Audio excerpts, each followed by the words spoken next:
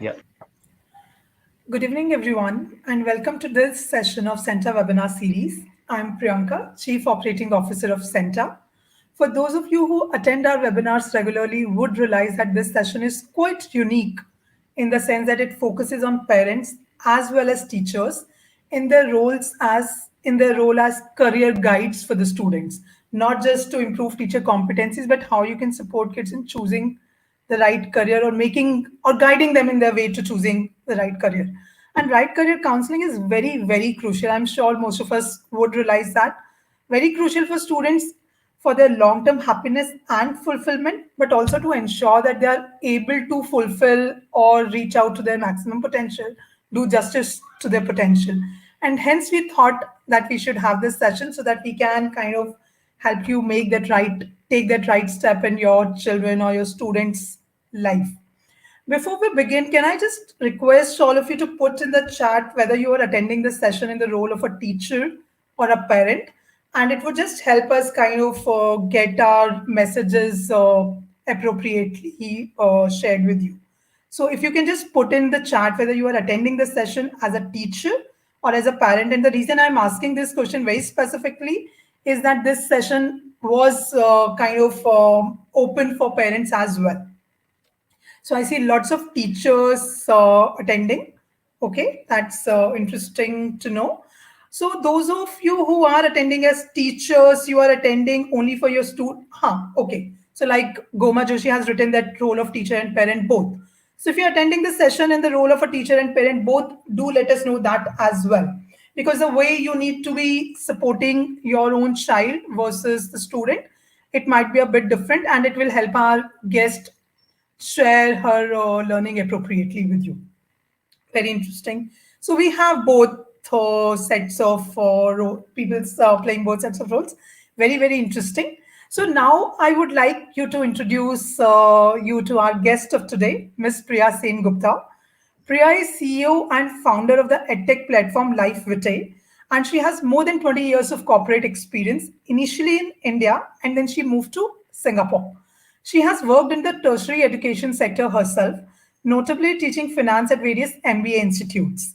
So she is not like our K-12 teacher, the kind of teacher we typically have invited in, but her own life experience has provided her lots of experience in the topic we are talking about, and that's the company she runs, and that's why we thought it'll be a very good value addition for all the audience to get her in the session today. She also held honorary positions on the admissions panel of IIMS for School of Management, as well as educational institutes in Singapore. She has completed her master's in mathematics from IIT Kharagpur and her MBA in finance from IIM Lucknow. She is passionate about individuals recognizing their calling by helping them create their personal brand through LifeVitae profiles, which is her organization, and matching them to work and life resources. So, Priya, welcome on board, and I really hope that you'll be able to share your significant experience with the audience here and make it a great session, great learning, fruitful session for all of us. Thank you so much, Priyanka, for having me today. And I'm really looking forward to a very interesting and a discussion on a topic that is very close to my heart. So thank you again. And let's begin. Welcome again. And Supriya, why don't we start from the very first thing which pops up in people's mind when anyone thinks of career counseling? What is the right age to start planning a career for kids? Like whether a kid is thinking of his or her career, or the teachers or parents are trying to support the kid. What is the right age in your experience when you should start thinking about it? Yeah, that's a very pertinent question, Priyanka, and we get asked that often. That when should we start planning for our child's career? Very often, we are working with a lot of schools in India, and very often parents get on a chat session with us or on a call with us and say that by the time it's grade 11 or 11 standard, it's sometimes too late, and then they say that we didn't know that we could have done very simplistic things to enhance my child's career journey, or choices, or the choice set could have increased had I known early on. We typically think from our experience that career is a word that is very heavy for school children, at an age when they are at in the grade 8th or standard 8th, when they are just about 15, 14 years old. If somebody comes and asks any child, what do you want to do, the answer that is in the 90th percentile is always, I don't know. So it's a word that we don't want to burden children with so early on in life. We do therefore say that children should start thinking from grade 8 what they want to study in the future, what learning pathways they should be taking, because hey, that's the offshoot to career, because what you train in, then you work in, right? So in a way, we are getting them to think about career, yes, but talking about learning pathway then keeps them engaged.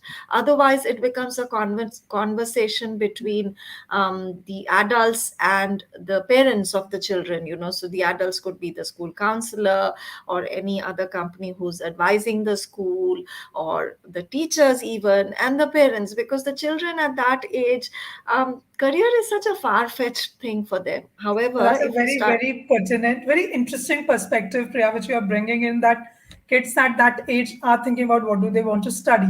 So if the yeah, career choices are framed in the context of learning or what are you interested in to study or learn more, maybe they'll be able to relate to it.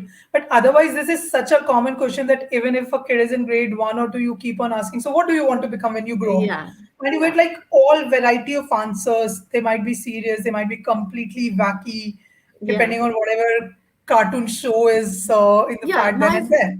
exactly. My son wanted to be a cashier teller at a supermarket when he was in grade 2, because he thought that the cashier had a lot of money, because he would see the cashier handle a lot of money. So that's what I'm saying, that children at that age, the awareness is not there. So if we were to guide them into what they likes to do, and therefore what they like studying, is something much more effective in that way. Also, nowadays kids are not like kids way back then, when some of the parents who are on the chat, or some of the teachers who are on the chat, were kids themselves. Kids nowadays like having fun, and why not, right? I mean, we were also serious and all of that. Kids want to know which college they will go to. Oh, this college, I can do this if I go here, and this college kind of allows this performances and drama along with the studies, etc. Yeah, And what why not? extracurricular things a college Exactly. offers is Exactly. important criteria. It's an important criteria.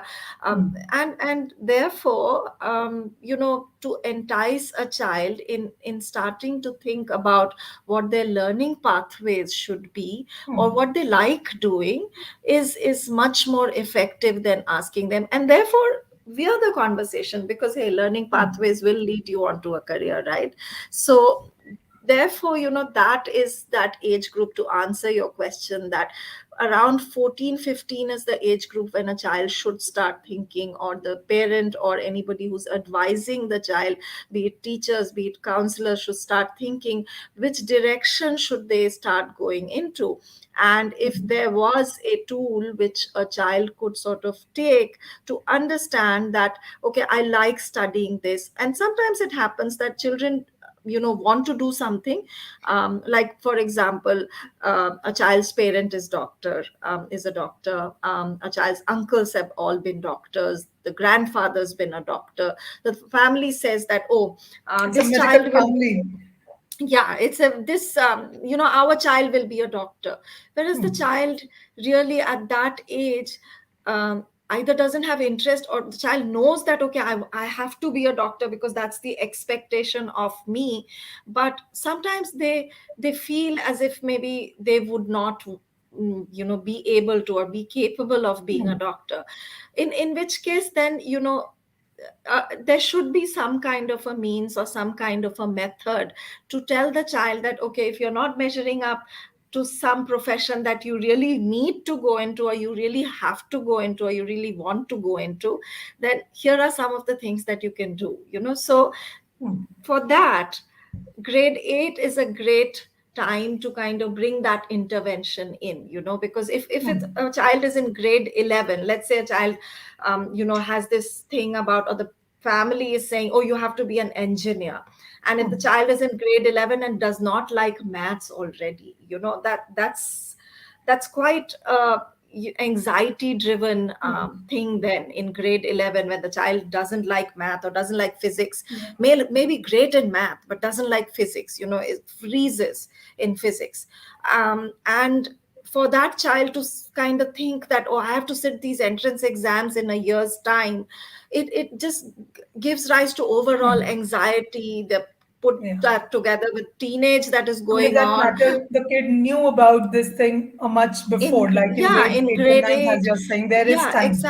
exactly, there's time, you can do stuff. And so I think children or students should start thinking, or have this mechanism of at least going through some kind of an exercise where they want to zero in on a learning pathway or what they want to study in after school, because that breaks it down. That doesn't make it sound like career, that's so far away, I haven't thought about it and I don't want to think about it, because learning pathway, what is your higher education plans, what are your higher education goals, Hmm. that's right after school, right, that you would want to think about. So yeah, Hmm. so I think, rather than Yes. career, we could So, what we kind could of yeah. factors or what kind of things should a child think about at that point in time? So, if a parent or a teacher is trying to engage a kid productively into this discussion on what's their learning path, what are the various factors or the questions the parent or teacher should ask the kid to understand where their interest or their strength lies? What kind of See, that's a conversation would that be? Yeah, see, that's a very good question. And we get asked that by teachers, especially by principals, a lot from the schools that we work in, that, what should children have in them, or what kind of things that should be that we should be looking into for in a child. To Hmm. know that, okay, this child is tracking towards this career or this learning pathway, as Hmm. I was saying. We've done extensive research with OB psychologists, child psychologists, admission consultants, placement consultants, recruitment consultants. And Hmm. the fact of the matter is that children change, children evolve. Hmm. So you can't look at any hard skill that they have today or don't have, for that matter, and really typecast them or stereotype them in something that they have to go into.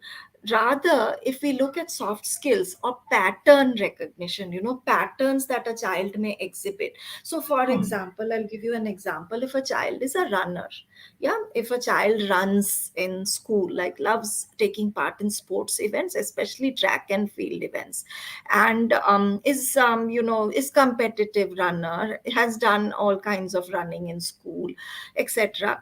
Now the obvious answer to that, and in a teacher's mind, would be that, okay, sports may he can do something or she can do something in sports.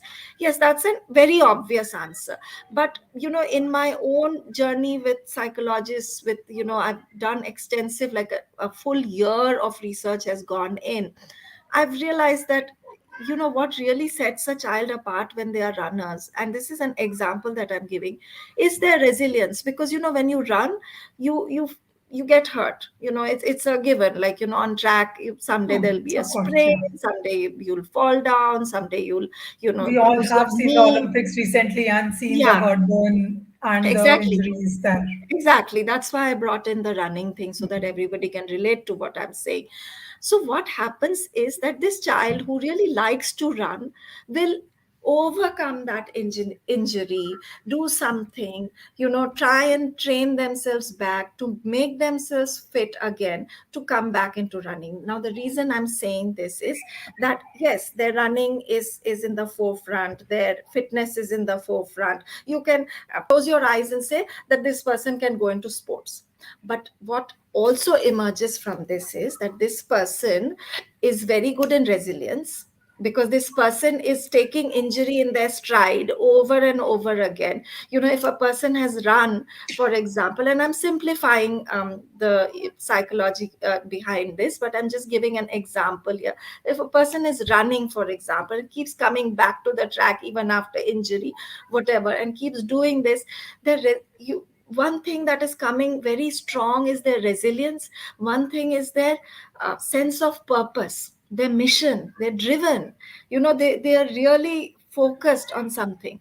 And these then can be matched to the professions that need Hmm. or require these kind of things. So it's very Yeah. important to understand patterns, which is why I brought the word pattern in the very Hmm. beginning of this question. That, yeah, I mean, there are some out in the Hmm. open things that a child likes to do dissection, and therefore the child is becoming a doctor, and that's it. But there are certain Or layers in doesn't like children, dissection and hence cannot be a doctor. hence cannot be a doctor. But there are certain layers, in children, and those layers keep evolving. Now, then there are certain base level human qualities, and those qualities don't go anywhere. If at all, they build. So if a child exhibits these qualities, it is for the teacher and the school to understand and identify, and also the parents to know that, okay, yes, they, as parents, even I'm a parent, I'm a guilty parent. I've been telling my son, don't waste so much time in the field, go study, do math, this will help you more than football will, etc. But these are the patterns that emerge in anything that they do, and therefore everything needs to be taken in totality.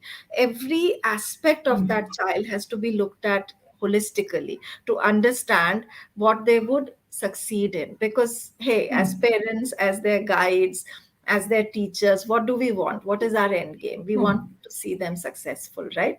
And Hmm. happy, right? Yeah. So, So I think what we're talking about is it's not that if you're good in maths, become a engineer. If you're good in yeah, sports, become yeah, like yeah, a athlete. yeah, It is yeah, more about what does being good at something signify about you, or depict about you. What yeah, does it tell about you? What kind of characteristics or behaviors are the underlying pattern because of which you're showing that you're good in yeah, whatever thing you're yeah, showing that you're good yeah, in. yeah, So I think for the audience, what I would want to say is that is what is the crux of being a good career guide, in a way that just don't take everything at the face value. yeah, Try to dig deeper. Try to understand, as Priya is saying, what is the underlying pattern, what is the behavior or the characteristic the kid is showing because of which you think the whatever the kid is doing at a point in time, what are the underlying behaviors. And Mr. Jaju, as you're saying, that the problem is teachers are not aware of options available, and the kind of session we are doing and the kind of work Priya is doing is a step in that direction to make teachers, and for that matter parents, and even students themselves, aware of the various options, right? And another ma'am, I'm missing the name because the chat is rolling, who was asking that her kid is in grade 11, is it too late? So see, I would request Priya to answer this, that it's not exactly like you are late and you have missed some opportunity. yeah, When she was talking about grade 8, it was more like it's better if you start at this stage. But Priya, why don't you yeah. take up that question? Yeah, so it's never too late. The human journey, especially in today's world, is evolving, and it's constantly evolving. The journey of what a person's career will be, therefore, is also evolving.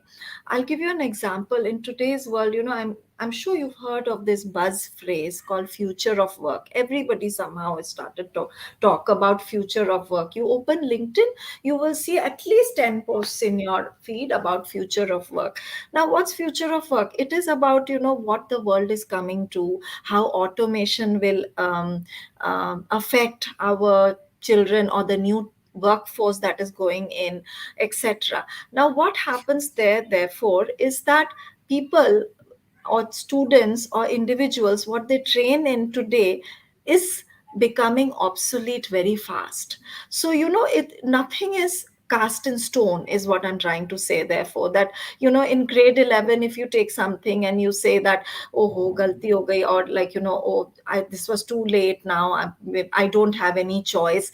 That's not true. Especially in today's time and age, there are there are choices galore. There's so many choices because people are reinventing themselves at the age of 35, at the age of 40. You will see such big entrepreneurs all over the world, and I don't want to name people because you then think, oh, there can only be one Jack Ma or something like that. But what I'm trying to say is that everybody is in this journey of reinventing themselves. So people, they, even if they train in something, after school, right after school, let's say they become engineers. I myself am from IIT, right? As Priyanka very kindly said those words in introducing me.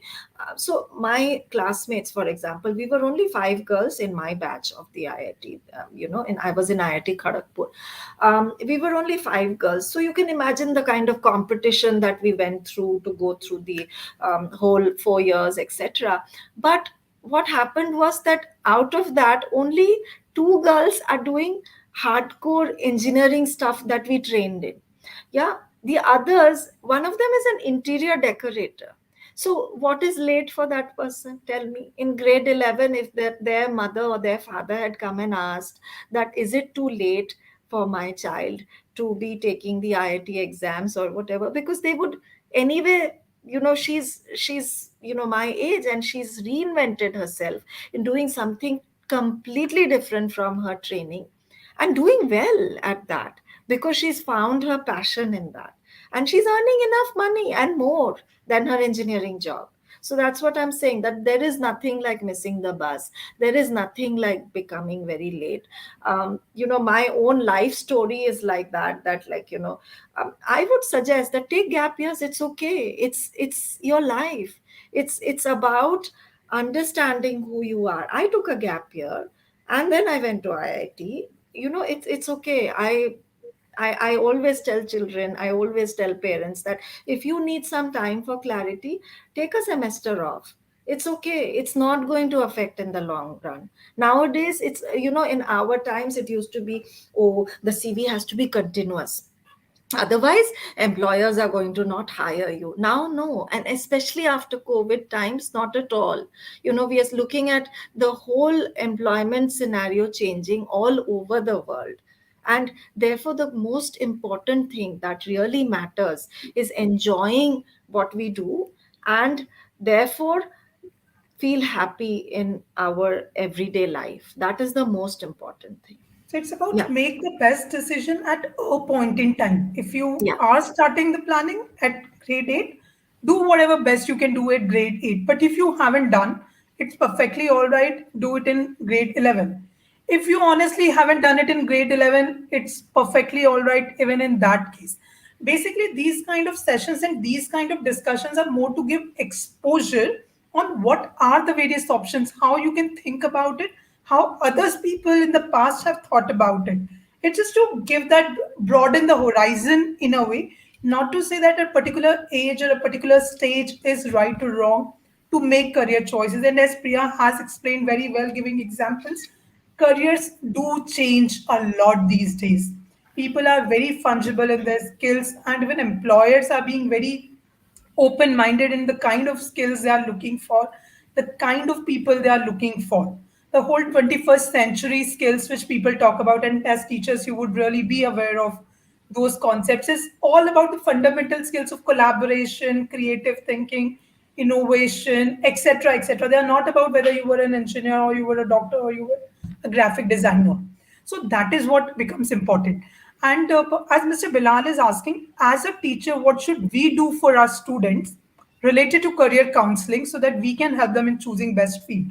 So Priya, why don't we just take up this particular question very specifically, because we have lots of teachers out Yeah. there. Yeah, I'd love to address that question. So as teachers, our job, I've been a teacher myself, in my bio, Priyanka very well mentioned that I was a teacher in tertiary institutes. But what many of you don't know, including Priyanka, is that I've also taught children, especially from underprivileged backgrounds, who did not have access to counselors, who did not have access to somebody coming and telling them what they need, or what they need to do, or what they want to do. And as teachers, our job is to explain to a child, to put out or to document everything that they have done. in their lives as far as possible.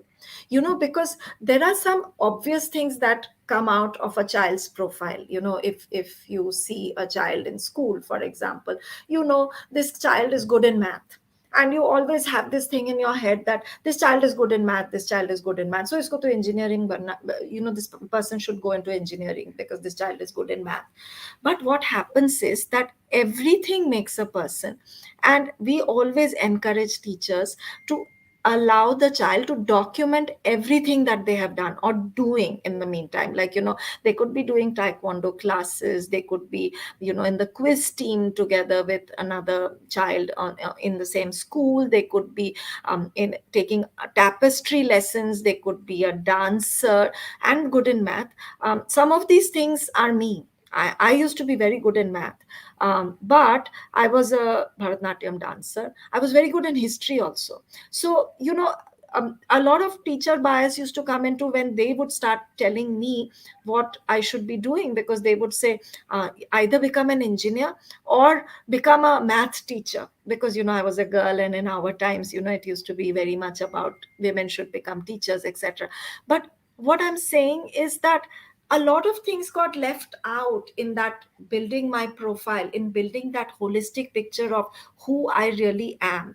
And sometimes you could be a teacher for a child for many years, for 4 or 5 years, because obviously high school teachers are different from middle school teachers and different from primary school teachers. But at least high school teachers have had a good 4 or 5 year run with a particular student. You still miss out on things that a child can do, or a child is good at, or a child may show some spark later on in life. So it is good for the child to document things in a way that then they can see and tell you themselves that I actually enjoy doing this also, sir, or I enjoy doing this also, ma'am. I'm good in math, but the last time that I went for a debate competition, I really loved that. In a case of one of my students, very good in math again.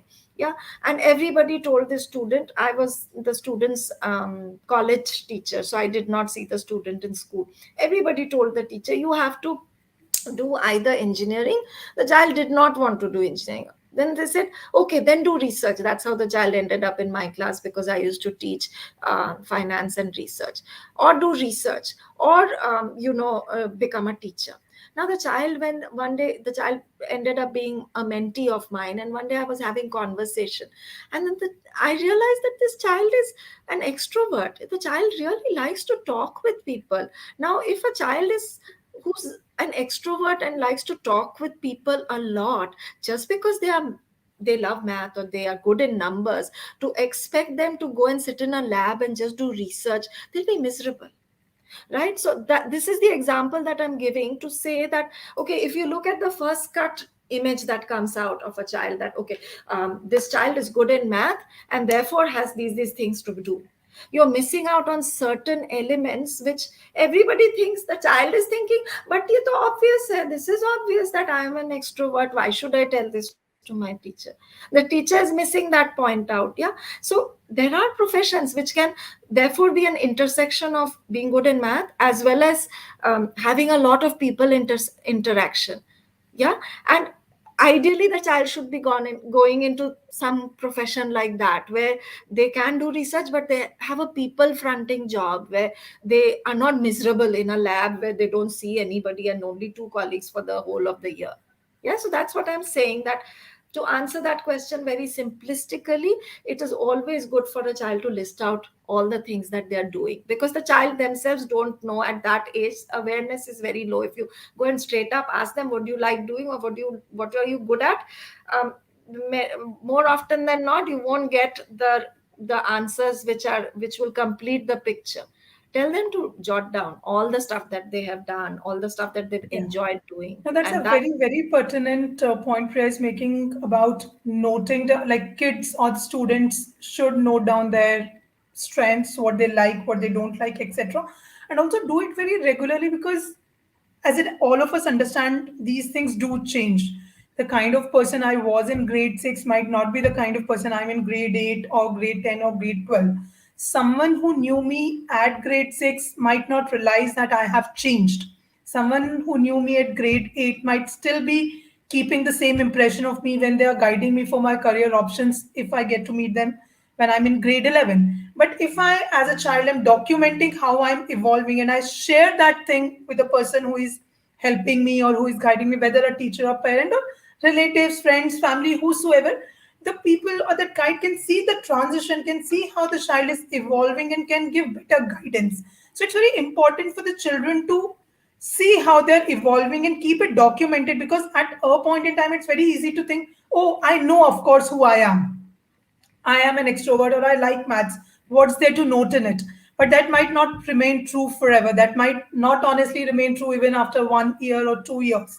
Whatever, as you grow new hobbies, new passions, Yeah. as you evolve something Yeah. which you were in the past, it's not easy to remember. You might even remember it with disdain and surprise. Oh, did I love maths at a point in time? My God, how could I Yeah. love maths? It's like so boring. If Yeah, I'm completely into bio at a point in time, I might think, oh, engineers are like all weird people because I want to be a doctor at this point in time, and I'll be really surprised to say, how could I love maths at a point in time? So, as Priya is saying, it's important to document your learnings.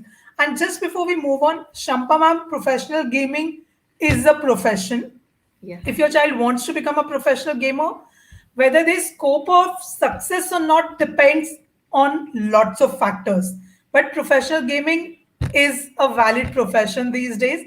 And if your child is really keen in it and can have the right exposure, right opportunities, etc., it might be worth exploring it, is what I would say. But Priya, why don't you share your viewpoints on things or professions which we still consider offbeat for now?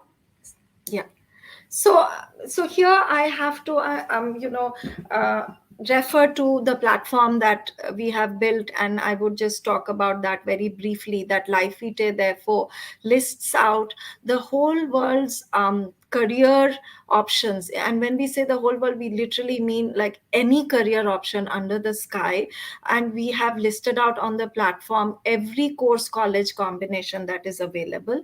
And using every course college combination, we have therefore said what are the professions that are available for the child to pursue if they follow this course with this in this college, and with these electives or these subjects. So yeah, to address the gaming question, yes, gaming is a very, very important industry. It's an emerging industry. There's a lot of scope and there's a lot of money which people don't realize. People think that, oh, my child is on video games all day long, and I don't know what is going to happen to them. Their eyes are going to become bad and all of that. Yes, your concerns are valid in your place. I mean, of course, everything has to be done in moderation, but gaming is a huge industry. Huge. The choices are unlimited, and LifeEater is a platform which really lists out all those choices, but we'll go into that later. But I'm just saying that there are so many choices if a child is interested in gaming. If nothing, again, as I was saying, pattern thinking, right? The child thinking is becoming very structured and very crystal clear also in gaming. Also, the other thing that is happening, a child's reflexes are becoming very sharp. So gaming is on one side, you're looking at, okay, gaming, 1:1, can he become a professional gamer? That is one thing. But the other thing is that in playing these games, a person's thinking is becoming crystal clear, a person's reflexive actions are becoming very fast, and a person's ability to think on the spot is really, really getting to a different level. It's becoming so sharp. So these are some of the things that can come out of gaming. Of course, I mean, there are I don't know your child personally, you would know your child better, so there are caveats and there are, of course, things to watch out for. But generically, gaming is a very, very good way to spend your time. As we say, that is it a waste of time? No, not at all.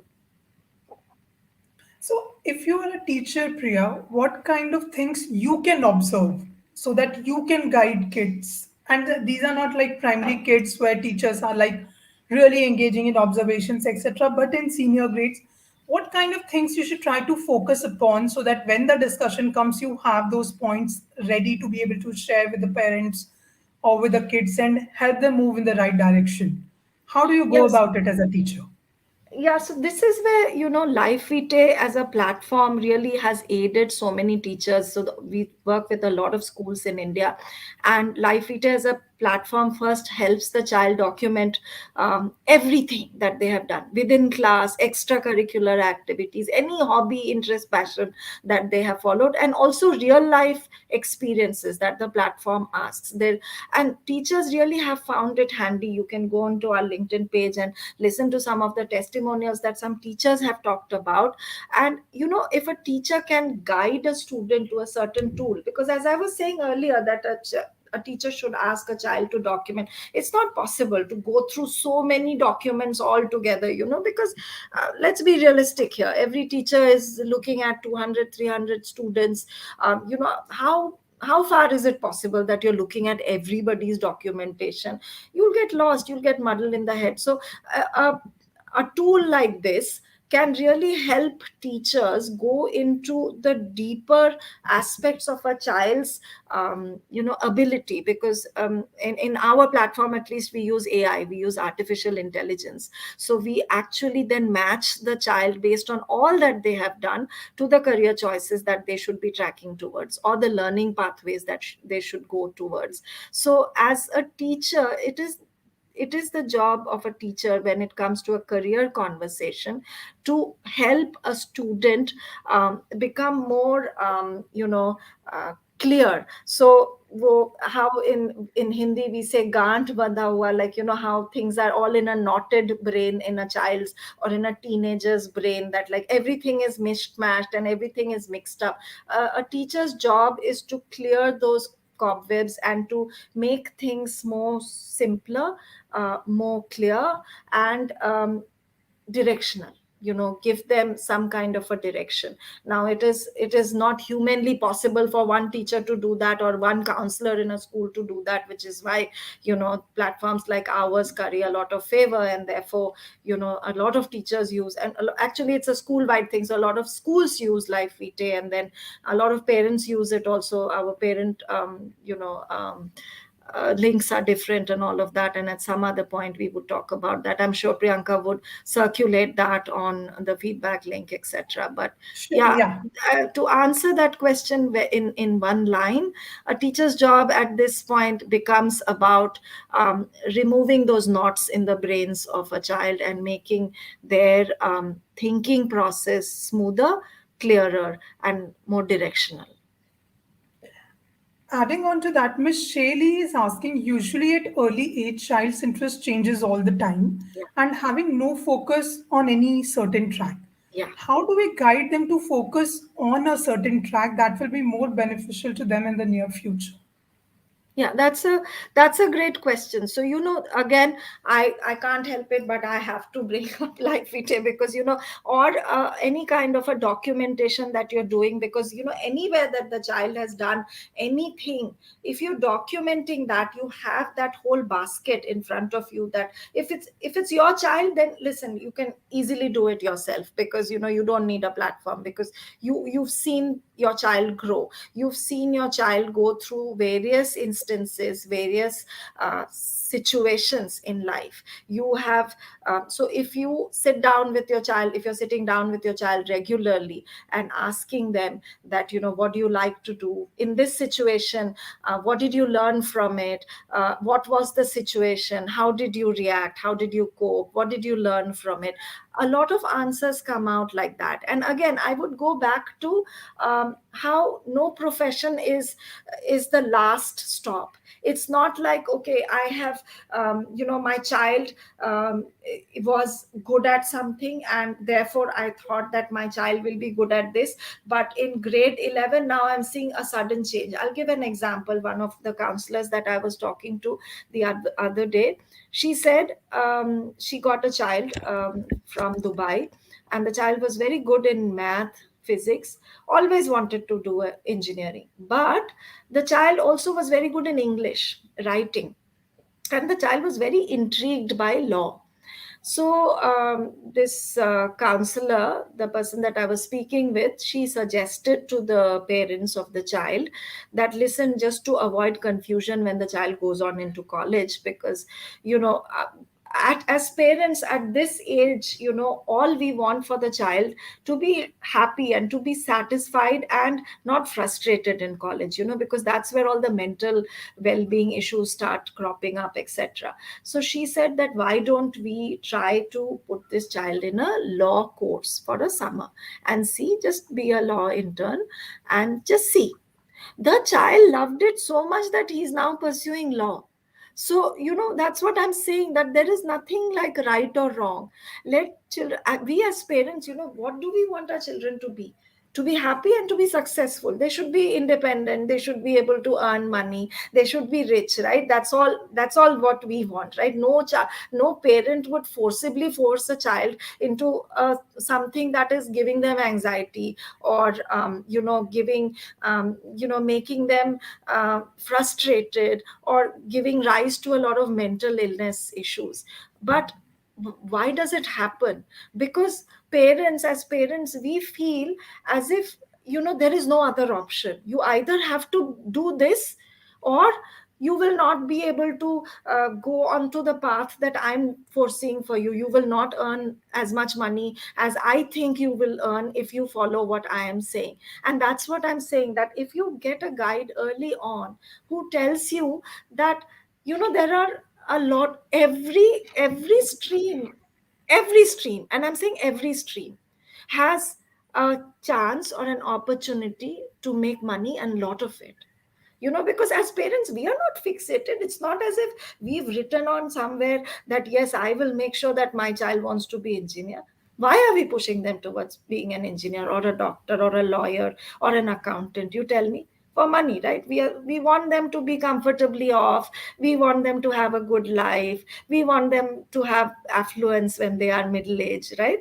Now if somebody gives you that guarantee that, you know, even if they do arts, there are these 24 things that they can do which will allow them to be affluent, which parent will say no? Huh? Then so I it think comes it to becomes ego. very important Yeah, as parents or teachers yeah. to reflect and introspect and see if we are pushing the kid towards a certain direction, what are the underlying factors.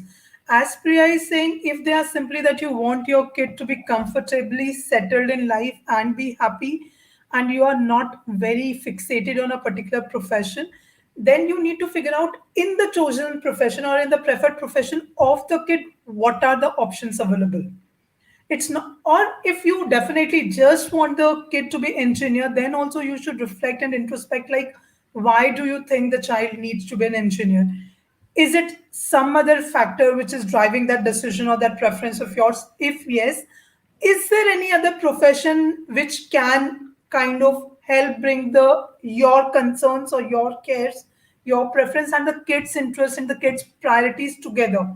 There might be lots of other options which bring the two things together. It's simply that you're not aware of them, and you think like engineering, lawyer, being a lawyer, or being a doctor are the only professions which give you that comfort. So it's very important, even as a teacher or as a parent, to reflect on what are your driving factors to suggest a particular thing for kid. If it's simple, they're simply their happiness and their prosperity and their being comfortable in the life, then your answer needs to be very different from what you the way you might be thinking about things at a point in time. Just moving to another aspect of this, Priya, I think, Miss Priyanka, Bindu is there's a, asking. yeah, sorry. There was a question there from Mr. Bilal. You know, I'm Hmm. sure you would address him. He was asking if there's a tool, what about what I'm Yeah, talking yeah. about. Yeah. No, I was just coming to that because I just wanted to address the other side of it, which the tool Hmm. you will be talking about can go deeper into, which is about Miss Bindu asking, if a child wants to become an established reporter, Hmm. how can she mold herself?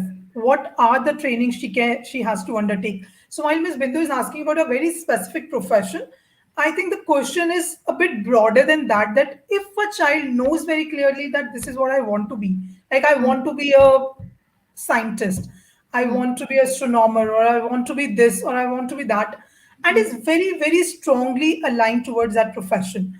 how can the child build the right competencies and the right skills, get access to the right tools, get the right exposure, etc. So, Priya, if in this context you can just explain to everyone here about how the work which you do can support them. Okay, so I'll just give a very brief introduction of LifeEater. So as I was saying, I'll address a few people's questions in one go by talking about LifeEater. So LifeEater is a tool which actually looks at children on what they have done. LifeEater is spelled the way that it you must be seeing on your screen against my name. It's Priya Sen Gupta, founder, and LifeEater. If you go into www.lifeeater .co and then slash it with LifePath, I put a backslash and say LifePath, you will see the tool. And the tool actually gives you career choices. So depending on what your child's strengths are, what your students' strengths are, it lists out all the career choices that the child can get into. Yeah, so and in LifeVitae, we don't look at any assessment or any, we look at academic success, of course, but we look at a lot of other things. And there is artificial intelligence and machine learning in the background, which tells you it's a fully platform based thing. So no individual will come. The child and you can yourselves go and navigate the platform and go through this. Now that was just about LifeVitae. Coming back to Miss Bindu's question, which I really want to address, is that your child wants to be a reporter and you're saying what should the child need to do. Now I would become a little bit generic here. I'm not going to answer definitely for a reporter. I'm going to say that every profession has its key strengths, has its key skill sets. Those skills are soft skills as well as hard skills. Yeah, so now when a child gets fixated on a profession, the idea then becomes about back calculating. You understand what I'm saying? Then it becomes about matching this profession skill set, whether that matches my child's skill sets. So now how do you find skill sets of a child? LifeEater does that. LifeEater has a tool which matches which actually comes out with a skills map for your child. But anyhow, if you get to know about your child's skills, and if you know the profession or the career that the child wants to track for, that career or that profession skills, if you can match those two skills, and if that match is about 80%, then the child is going to be successful in it. I hope I've managed to answer that. I didn't want to go into a specific profession like a reporter or journalist or doctor or engineering, but this basically is the principle of how to match children with the profession. So professions have skill sets. Each profession has a different skill set. And we would say that profession skill sets are very minute and very granular. So a doctor's skill set is very different from a nurse's skill set to a radiographer's skill set to a lab technician skill set. Everybody's skill set has a lot of difference in it. Yeah, so medicine as such is not one profession. Yeah, we really break it down into these kind of sub professions, and depending on what your child's skill set is matching with is therefore a great way of understanding whether they will find success or not. And the beauty of it is that if you get a tool like LifeVitae which does the matching for the child in front of the child, then there is no more convincing that is involved, because then otherwise there's a lot of arguments. I'm a mother of teenagers. Don't ask me. I know how much fights go on at home, right? And to add to that one more thing about, no, you cannot take this career, you must take that career, can really be a make or break of peace at home, peace and harmony at home. So if a child is finding that out for themselves on a self discovery path, there's nothing like it, right? Because then it's crystal clear for them that, okay, if they want to go for this profession, these are the skills that they should have. And if you start early on, then you can build on those skills. That's why I said in the beginning of this session that you can start from grade 8, because then there's still time for you to build on the skills. Yeah, but it all comes down to skills and skills So to matching. build on what Priya is saying, as in sometimes as kids or even as parents or teachers, we have certain expectations or certain impressions in our minds about what skill sets a profession needs. Like in our mind, a doctor might need 10 things and a nurse might need 5 other things. If we use a structured tool and we figure out that the skills we thought a doctor needs are not the relevant skills which a doctor actually needs. The expert tool is saying that the doctor needs some other five skills which I'm just not interested in. It might ensure me to get the clarity that I don't want to be a teacher, or sorry, I don't want to be a doctor. Basically, a tool of this kind, which is an expert tool which maps the various professions with the various strengths, etc., just helps you make your decisions in a more structured manner. And honestly, I would say that a tool should not be considered like the truth in this case. A tool is more like a guide, a structured approach. It's more like giving you that exposure, giving you those right kind of inputs. Please do not go to the other extreme of saying that if the tool is saying that my child cannot be a doctor or cannot be a lawyer basis the competencies listed, my child cannot be a doctor. Please do not take it to that extreme. Any tool is a structured guidance method. The way the teacher and parents are guides, teachers and parents are not experts, they are guides. They try to facilitate the journey for the child. A tool is also like a enabler. It's not the fact of life. And as Priya has given us ample examples, people do pivot. People do make significant career changes. You might be an engineer completely moving into interior decorator, and to someone else, it might seem like chalk and cheese. Like, how can you be like an engineer and then how can you be like an artist? But these things do happen. So just consider a tool an enabling mechanism, albeit a very good one to give you that exposure, give you that guidance when you need one.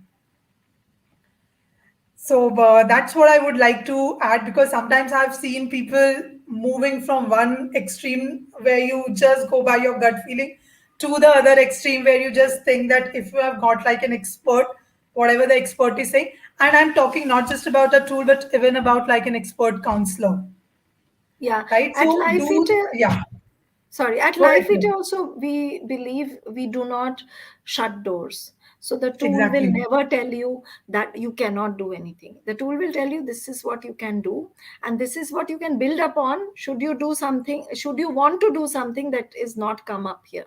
And that's what LifeEater does. Finally, a human being is a human being. They are a full 3D version of a walking talking individual.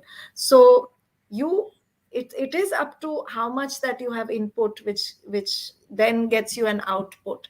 So sometimes it happens that if the input is not enough, then the output tool will not be able to assess some things that you may still have.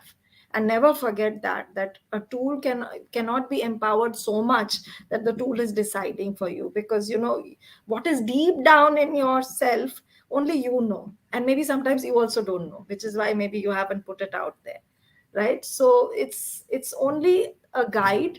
But yeah, in school, and that's why we work with so many schools, a lot of children do not know, and some guide is better than having no guide. And even for teachers and counselors, the nowadays the whole uh, arena of education has exploded. There's just so many things that you can do, that even teachers sometimes struggle to kind of give all these options, and then parents come and say aapne hame ye nahi bataya, or you didn't tell me this, I could have done this. So it therefore it empowers counselors in schools. It takes into account all that information that is there on Google, but you don't know how to search it, and you don't even know what to put in the search bar to come up with those answers. And therefore there are counselors who can guide you into those answers, in some of those answers. So, LifeVitae, as Priya was saying, is a structured tool to help you make some of these decisions, whether as parents or as students or as teachers. And in our feedback form for today, we have specifically asked you a question that are you interested in availing the services of LifeVitae? And if you are, please put in a yes to that question, and we will share more details with you after taking them for Priya. So, with that, I see that we have been able to answer lots of questions from all of you. There are very, very specific questions which honestly we should not be answering given the perspective that the information which you would be able to share with either Priya or me on this forum would be too limited for us to give you like a very structured, appropriate guidance. And any inappropriate guidance does more harm than being Yeah. beneficial. So we Yeah. would not go into the nitty gritties of if the kid has these skills, what should they do though, or if they are doing humanities, what career options are there. But you can definitely explore tools like LifeVitae, or even now that you have exposure to the broad approach which Priya spoke about, that you ask the kid to document their skills, their strengths, their interests over time. Use that structured approach to have conversations with them and then identify what direction they should take in for their learning paths and then moving on to their careers. Okay. I hope that this session has been very, very useful. At least I found the whole approach which Priya spoke about very useful for me personally.